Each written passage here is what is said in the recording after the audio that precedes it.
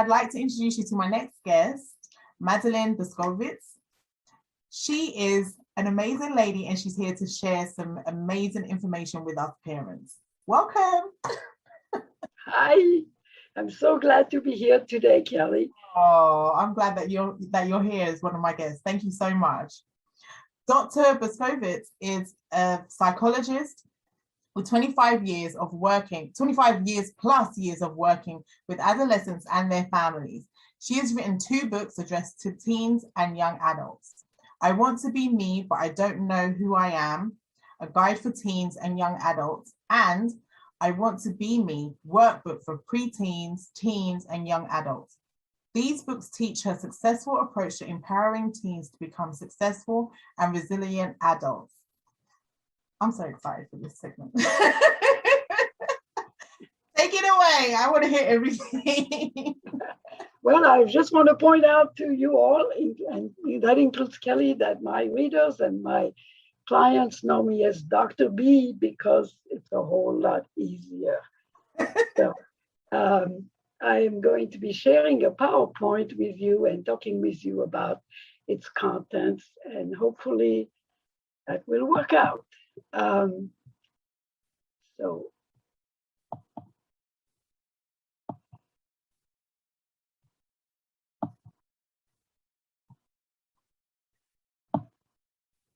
Whoops. Oh, come on, give me your. There we go. Okay, can you hear me now? I can hear you now, Dr. B. That's perfect. That's absolutely perfect. So this is the title of my talk, 3 Essential Steps to Help Your Teen Grow into a Successful Adult, because that's, after all our goal for them is to become successful adults. There are 3 things that are absolutely necessary for this process to go well. I want to point out, though, that the teenage years are long, and you have a long time, basically, in my mind, from 10 to 25 years to get it right, and for them too. So be patient with yourself and be patient with the kids, the teens.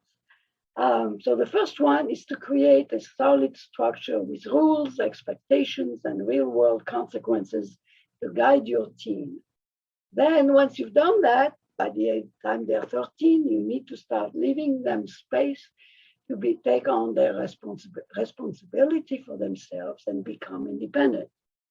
And you need to cultivate your faith in your teen's potential for success. Of course, we all parents, and I've had 2 teens to raise, are always anxious about the future, about our teens, but we still need to have that faith that they are going to succeed.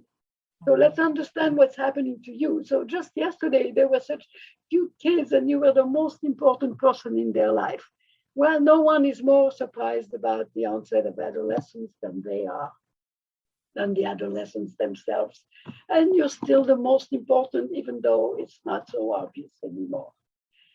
So let's understand what's happening to them and their job. Their job is to detach from you, meaning letting go of these apron strings, as we say, become their own person, take responsibility for themselves and their behavior, expect to become independent. And this is an enormous job. And I point out to them in my books, and here are the 2 books. This is the header for my Facebook page. The 2 books really talk directly to the teens in casual language and explains to them the process and helps them learn how to manage themselves and their behavior. I want to move on. So they have a lot to do to get from dependent childhood, let's say around 10 years of age, to independent adulthood. They have a lot of time to do it. Be patient with them and with yourself. It takes trial and error for all of us. This is life. Again, to repeat what they need from you, the clear boundaries, expectations, more space, privacy, more independence, faith, absolute faith that they will succeed. Kelly, I heard you say, yes, patience. This is, I used to tell my clients that, you know why we call you patience? Because we really need, you need a lot and I need a lot as well. So let's take this first one. If you have not had clear, consistent rules in their life for them, it's time to make them clear and consistent. The clearer they are, the more the teens will feel cared for and safe. Yes, they will test your resolve. I guarantee it. If they don't, there's a problem. They will violate the rules. Yep. So just to review quickly the difference between punishment, which really often depends on what mood we're in and what else is going on and whether we even want to be bothered. And so it's rather inconsistent, but consequences have to be real world experiences that occur every single time. This is absolutely important. So I'm going to use my son, my firstborn, as the first example. He was angry because his father was setting some limit, which he didn't like, and he ran out the front door and slamming it behind him and broke one of the chiseled little windows in the design. Well, my son was then made to pay $75 for the repair of that window, which actually cost twice as much. But, the contribution has to be realistic. And he did have money from gifts and from allowance and whatever jobs he did. So we felt it was a fair punishment, fair consequence. I won't call it punishment, excuse me. The consequence, you break it, you pay for it. In the store, you break it, it's yours. My daughter, when she learned to drive, I had to share the car with her. So there was the rule was, and the rules always have to be made clear to the teens. The rule was the first time something happens, you have to pay for it and you're grounded from the car for a month. Second time, you pay for it and it's 3 months. Third time, you're done. That's it. No more car use. So yeah, within a few weeks, my daughter managed to hit the curb with the wheel and to lose a hubcap. So no big deal, but she paid $45 for the hubcap and was grounded for a month. There was no further problem. So one of the results of real life consequences is you're careful. You don't want it to happen again. So I want to go from rules to expectations because these are extremely important and they're not always very clear. So make sure they know your expectations for their conduct. Again, the earlier the better. There should be life rules about stealing, lying, cruelty, rude behavior, disrespect, disobedience. In our house, lying carried a bigger punishment than the actual crime because you needed to face the truth of your behavior and to take responsibility. So it was an add-on, punishment, the lying. So it didn't get repeated very often, since it was cheaper to just say, yeah, I did it and pay for the crime. Stealing requires acknowledgement, making amends. So my son was 7 when he was filling his pockets with candy while I was talking to the store owner. And his sister, who was 3 at the time, sort of made sure to tell on him when we stepped out of the store. And I gave my son a lecture about keeping a good name and taking care of it's not just his name, it's his father's name as well. And I made him go back in and acknowledge his error and I apologized. And fortunately, the store owner did not pat him on the head and say, you're a good boy for telling me. She let him know how displeased she was with his behavior, which I was very thankful for. As far as I know, it didn't happen again. So rules about sex, alcohol, drugs, piercings, tattoos. In our house, they were adult things. You need to get a job and move out in order to do those things. So once you're 18, you can do whatever you want, but until then, I'm legally responsible. You get in trouble with the police, you don't pay attention to the curfew. Well, I'll empathize, but I'm sure not going to go down to JD and JV and get you out of there at 1 o'clock in the morning. No problem. Can wait. And at that time, I was actually in the same building as juvenile detention. So I knew all the kids who were sitting there until 9 o'clock in the morning when they would get educated if their parents didn't show up. Don't solve the problems for them. They incur the problems you have to point out. It's their life. It's not going to go on your record. It goes on theirs. So Now we're going to move on to step number 2. Since you have now provided them with clear guidelines and expectations, let's leave them space and privacy. Yes, it is an experiment. You can grit your teeth. It is an essential experiment. Yeah, we do grit our teeth. Though I still have most of my teeth. My children are adults now, of course. Oh, but let me ask you this, Madeline.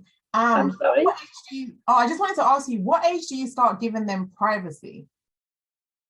Some privacy very, very early on, but I would say the latest by 13.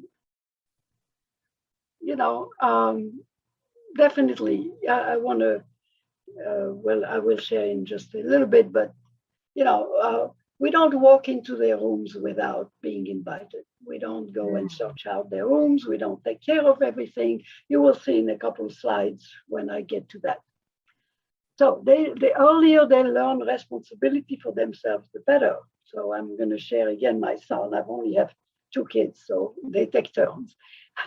My son was 3 years old. He was running around the dining room and hit his head on the side of the table and was not very happy. So I had him on my lap and I was holding the ice on his forehead and telling him, you know, look, I can take care of you once you're hurt. I can hold you in my arms and make it better, but I can't keep you from knocking your head into the table. That's your job. You need to look where you're going. Mm-hmm. So that's making them responsible already from very, very early on. Many times I had families that brought in kids that were 10 years and over and were still throwing temper tantrums to get their way. That's, of course, not acceptable, but not because it's unpleasant and embarrassing in a store, as one of my patients related to me, but because it says that the young people are really not able to do anything for themselves. They can only get their way if they throw a temper tantrum. So parents need to be very careful with temper tantrums and not tolerate them after early age. The child needs to use his words and negotiate, acknowledge frustration, and learn to become autonomous. This mother brought in an 11-year-old who threw a tantrum in the middle of Walmart because he wanted a poster and she wasn't going to buy it. So, and he was there in the session. So I said, so, you know, obviously that didn't work too well, did it? So what could you have done? How could you get this poster that you really want? Could you maybe talk to your parents about earning the money for it, or to neighbors if your parents don't do that? Talk to the neighbors. Maybe they will be able to give you a job, and you know you will feel good when you earn the money for that poster. So, and I also have this 11-year-old who would throw a whole tantrum every time he was frustrated with the homework, tell his mother he's going to kill himself. So mother was totally astounded in the middle of the session when I said, look, the first time he does that, you say, hey, you know, that's not okay. You need to get your work done. Second time, you get up and you leave. And that's for the first instance. The second day, and of course, you know, one thing we don't realize, we need to tell them ahead of time. Tell that 11-year-old, well, you know, after, you know, today is Friday, after Monday, I'm not going to tolerate this kind of what we call manipulation, this kind of behavior. So you start saying you want to commit suicide, I'm gone, you're on your own, do your homework. And I told this kid, you know, hey, your mother did her homework already. She had her turn. It's your turn. It's your homework. And of course, from many parents, well, he's going to fail 5th grade or fail the class if he doesn't do his homework. I said, well, would you rather this happens now or when he's in 12th grade? Let him have the consequences now. You don't do your homework, you might fail. Those are real world consequences. And these are choices. So now this is probably the toughest slide. And I think, Kelly, you're going to agree with me. Stay out of their room or their stuff if they don't have a room of their own. Period. Do not enter their space without permission.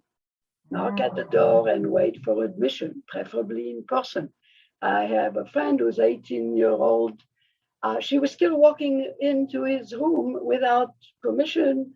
Even if the door was closed, she just walked right in. And I said, no, you really absolutely cannot do that, because she was complaining that he's totally dependent and not doing anything.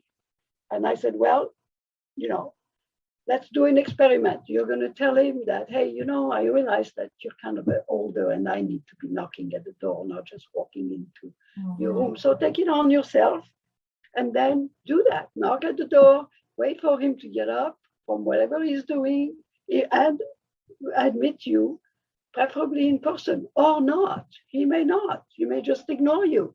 Okay. Respect their space, just like you would in someone else's house. So let me just go back. By the way, this friend did try it a couple of days later. And he, of course, got up and opened the door. I mean, first he ignored it, figuring she'll come in. And then after she knocked 2 or 3 times, he got up and knocked and opened the door and talked to her, and has become much more age appropriate in his behavior, much more independent now. So such a small thing as that is absolutely important. It's a beginning of autonomy, of respect of his being a separate person. You see, it is extremely important. So knocking at the door, I was just remembering, and probably I don't have time to do that, but well, let me just do it for a moment. I worked in nursing homes for years as a consultant and had to teach at the staff, you knock at the door, even if it's open, and wait to be invited in. Of course, if it's an emergency, you can't do that. But if the patient has rung the bell, you still it's their private space. You cannot just walk in and infantilize them, because that's what happens. They don't, and they become depressed. They're much more likely to behave better if they have some autonomy, which is hard in a nursing home because you need a lot of care, but there has to be some basic autonomy. So anyway, respecting their space. What about food? Well, yeah. So they're going to, of course, have to clean it up, even if it's moldy and yucky and disgusting, because you don't go into their room to do that. So they will learn very quickly not to leave it there for 2 weeks and pay for extermination if needed, or take care of the problem. Those are real life consequences. Just thinking when they are 25 years old, they leave a pizza under the bed for a month. Well, they're going to have a problem to take care of. So clothes and laundry, well, it's a perfect time to teach them how to take care of their own laundry and clothes. And they're a lot less likely to throw them on the floor and to totally neglect them if they have to take care of them. Do not go through their drawers. They are private. Do not read their diary. Do not read their papers. Do not investigate. Do not look for drugs and other paraphernalia. I think that's the word. It's much better to ask them directly if you suspect. And if you do suspect, it's absolutely essential to ask them. Let them know you let them test it if needed. And, those are real life consequences. Those are eye openers. Let me tell you, because I didn't grow up like that. I'm sorry. Let me stop there for it. I said those are real eye openers, because I personally didn't grow up in that type of household, right? Where I had privacy. Privacy is, when I grew up was just for adults. And well, that's a very important point. I think a lot of us, myself included, did not have privacy when we were growing up. And it was a problem. We did not learn to have good boundaries, which is so essential. But the privacy works 2 ways. Your children are not supposed to run into your bedroom when they're 3 and 5, yes. After that, no, they need to know. They need to wait till they're allowed. And of course, they don't go through your purse, they don't go through your drawers, they don't go through your things. And this has to be taught, but it has to be mutual as well.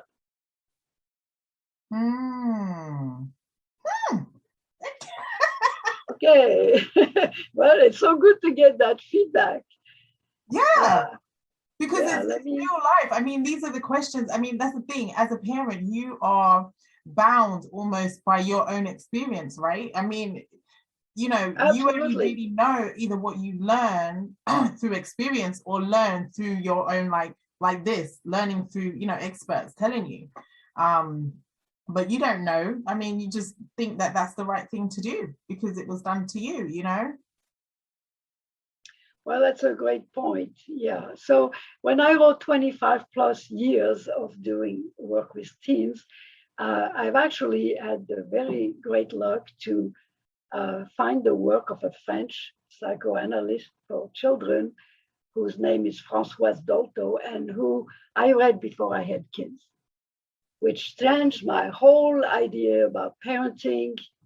And I think I did a much, much better job with my children because of that. And particularly over the privacy issues. One of my favorite lines in one of her books is that if your children are, driving you crazy, as long as there is no blood or, guts being shed, just try 180 degrees and go look the other way, go do something else, Yeah. let them work it out. And it Yeah. works extremely well, even when there's a big age difference, like with my kids. Yeah. My little one, 4 years younger, had no trouble taking care of herself. Absolutely none. Wow. I remember one day they were fighting in the car, and I decided I'm doing that. I'm not even paying any attention. And she kept complaining, "Mom, he's doing this, and he's doing this." And all of a sudden I hear this howling. She grabbed him by his hair and she was holding on really good. And I just, not my problem. It's not. Yeah. Never did it again. Wow. Other things, of course, don't kid yourself. They always think of something else. They always think of something else. Raising children, I used to tell myself, you have 20 years to correct whatever mistake you made. That is very true. I think as well, if you have multiple children or more than one child, you definitely learn from the last one. You improve as the more kids you have, you improve. I want to say. Oh, absolutely. I lost my page. Oh, great.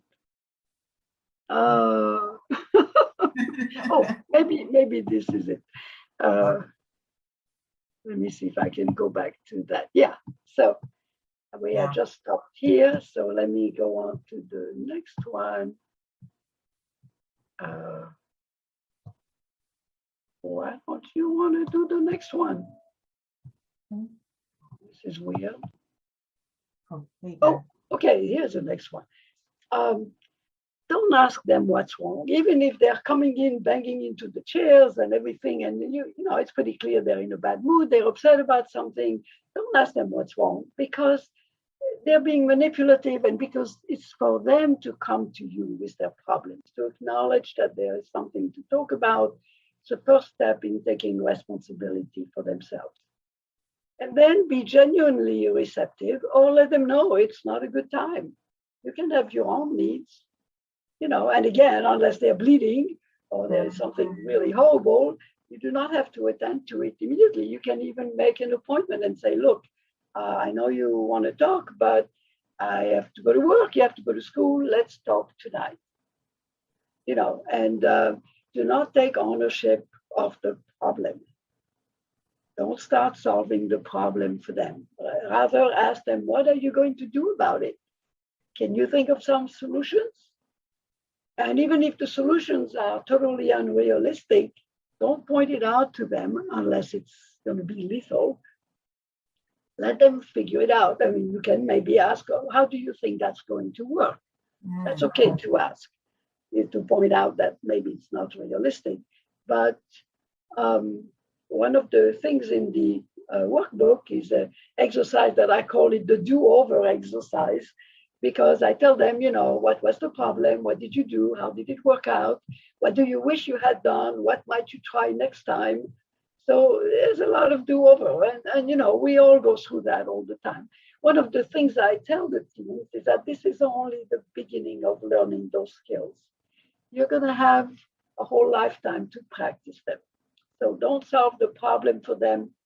This tells them they can't do it for themselves. It allows them to remain little. Ask them if it's really serious, ask them to see if they want to see a counselor or therapist. And every time a parent called me to talk to see a child, the first thing I would ask, is your daughter or son willing to come in? Are they at least willing? Because if they're not, you're wasting your time and money. So a lot of work goes into parenting children to become independent and successful. You need faith in yourself to cover the bases.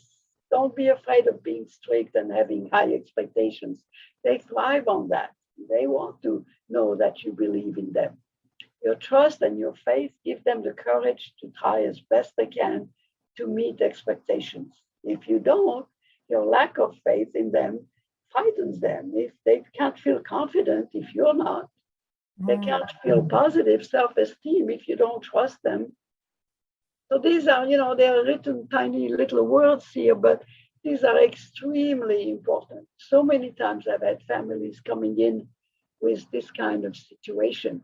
I don't think she's ever going to succeed in life. I don't think, you know, I think he's going to end up in jail. And I'm there, oh my God, and I'm just kind of want to chew on my nails, but that doesn't look professional. But I'm there like, whoa, wait a minute, you know, let's talk about what your daughter or your son need from you, you know, and it's very important. And often the child is right there, or the young person. I've had this happen with 18-year-olds, and they're right there, and they do need to hear it, that this is what they need, and that this is correct. That's what they need.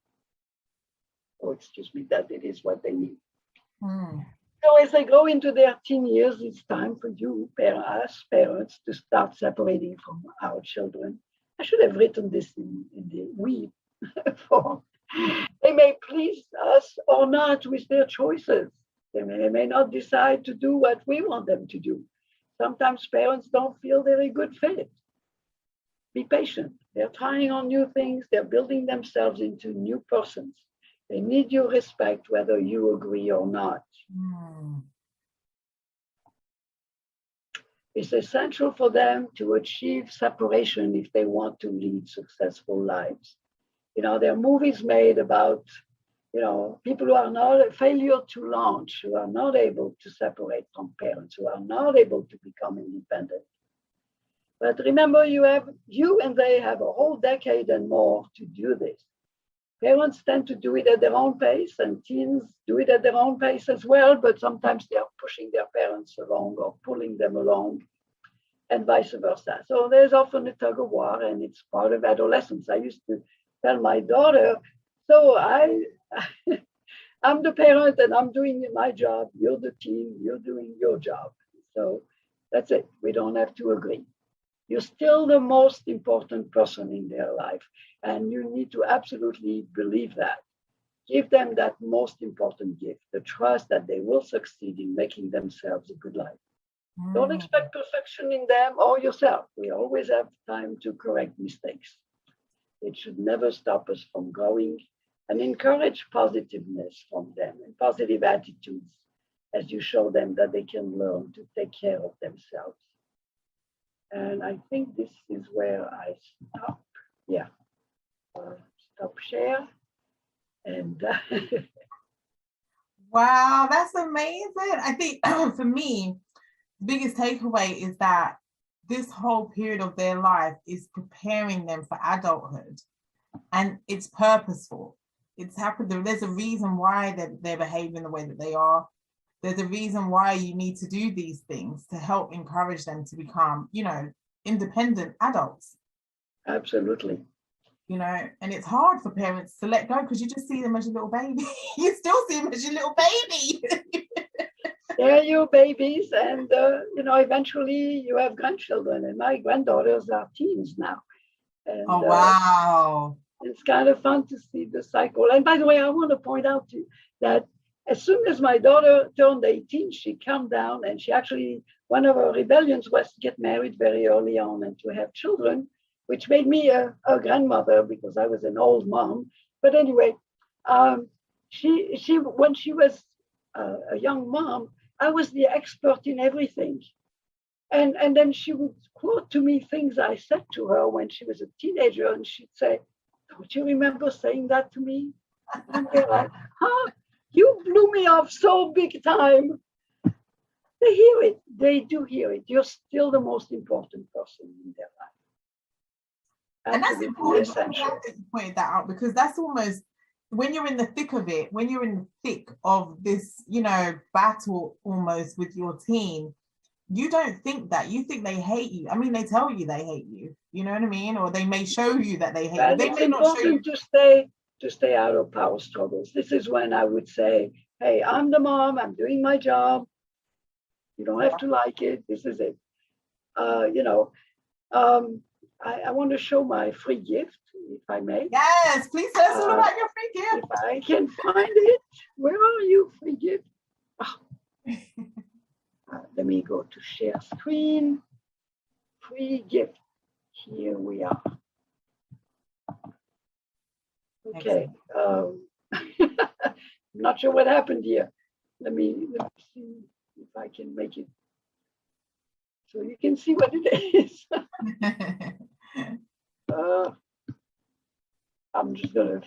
It's a good thing I can fix it some. So it's an introduction to both of the books. Again, you have the covers there, and they include all the prefatory materials, introduction, explanations, the first chapter of each book, the instruments that I referred to a little bit. There are quite a few, and the tables of content, which are very thorough and show you what the books cover. It's available on the book's website, iwanttobeme.org. That's easy to remember. Yes. And if you just put in your email address, you can then download. It's about 75 or 80 pages long. Wow. And here we go. Thank you so much. Let me move this out of the way. Thank you so much. That's amazing. What an amazing gift. What an amazing gift. So I thought it was a good idea for people to kind of get an idea of what the books sound like. Would this be a good idea for children? I am teaching the books live actually on Facebook. Oh. In my Facebook page, I Want to Be Me book. And I think it's doing well. And eventually there will be a web course, but that's probably a year away. Wow. Things take a very long time to be created. Well, because they're so thorough and in depth. And I think, you put in all your years of practice and understanding about the subject into, a format that's going to be easy for people to digest. So I just want to say, I'm glad to hear that. It was such a pleasure to be speaking with you and with your audience. Oh, you're so welcome. Thank you. And I think, the information that you shared today has been amazing. I think a lot of people, can start. There's some stuff I learned. I mean, especially around privacy, that's always been something that I'm really unsure about. Because you're worried and you're unsure and you don't know, what the right thing to do is in terms of privacy. Well, I think if you are more respectful of their privacy, they will be more open about what's bothering them. There was one time my daughter was going through a very difficult time, and she started some of this scratching business. And then we were in the kitchen, and she says, "Mom, are you blind? Can't you see that I'm scratching myself?" And I said, "Oh my God, what's going on? Are you upset?" And of course, I took her to a therapist, another therapist, not me. And but she clearly wanted attention. When kids want attention, they will let you know. And it's important, while at the same time not making it too easy for them and saying what's wrong, because then they'll say nothing. Let them bring it up. And if you feel that it's something very serious, you can say, "Well, did you want to talk?" That's an invitation, but it's not doing the work for them. Right, right, right. Wow. And they have a lot on their mind. You know, one of the things I did in the earlier recording is say, remember, you were a teen, I was a teen. It wasn't such an easy time at all. There was a lot of anxiety about everything, about schoolwork, about interpersonal stuff, about myself, about Yeah, the way I looked. I mean, there is so much to be anxious about. It's yeah. a challenging time. It is a challenging time. And I think we need to give ourselves some grace sometimes, and we need to give our children some grace as well. And plenty of space. And yes, And faith in ourselves. We're doing the best we can. It's not perfect. It's never going to be perfect. yeah. But that's not the goal. The goal is to be there for them. Well, that's a lovely way to round it off. Thank you very much. You're Thank very you so welcome. much for being a See guest. why it's my favorite population to work with. I know. I love the teens. I love them. I love them. It's a great time, you know. Yes. Well, thank you. It's hard to stop once you get me started, Kelly. I know. So much. All right, listen. Well, I'm going to say thank you so much. Really appreciate, and especially your amazing free gift for the audience and myself is just amazing. Thank you so much. You're welcome. All right. Bye.